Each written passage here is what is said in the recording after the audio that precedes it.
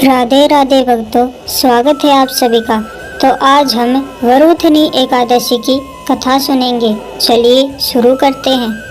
एक बार धर्मराज युधिष्ठिर ने भगवान श्री कृष्ण से वैशाख कृष्ण एकादशी के व्रत विधि और महत्व के बारे में विस्तार से बताने को कहा।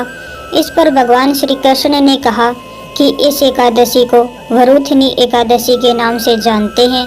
इस एकादशी का व्रत विधि विधान से करने पर सभी प्रकार के सुख, सौभाग्य और पुण्य मिलता है, पाप मिटते हैं। वरुथनी एकादशी की कथा कुछ इस प्रकार से है। पौराणिक कथा के अनुसार राजा मानदाता नर्मदा नदी के तट पर बसे अपने राज्य पर शासन करते थे। वे धार्मिक व्यक्ति थे। पूजा पाठ, धर्म कर्म में उनका मन लगता था। वे एक दिन जंगल में गए और वहां तपस्या करने लगे। वे तप में लीन थे। कुछ समय बीतने पर एक भालू आया और उन पर हमला कर दिया। भालू उनका पैर पकड़कर घसीटने लगा।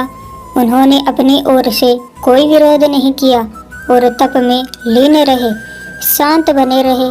उन्होंने श्री हरि विष्णु से प्राणों की रक्षा के लिए प्रार्थना की। इस बीच भालू उनको घसीटकर जंगल के काफी अंदर लेकर चला गया। इसी बीच भगवान विष्णु वहां प्रकट हुए और उन्होंने अपने चक्कर से उस भालू का गला काटकर राजा मानदाता के प्राण बचाए। भालू के हमले में उनका एक पैर खराब हो गया। भालू उसे चबा गया।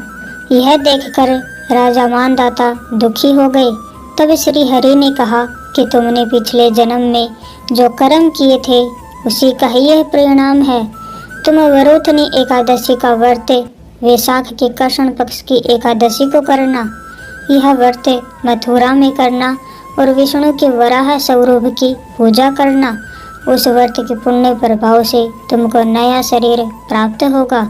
श्री हरि के आदेश अनुसार वरुथनी एकादशी के दिन राजा मानदाता मथुरा पहुँचे और विधि विधान से व्रत रखा। भगवान वराह की पूजा की, रात्रि जागरण करके अगले दिन पारण किया।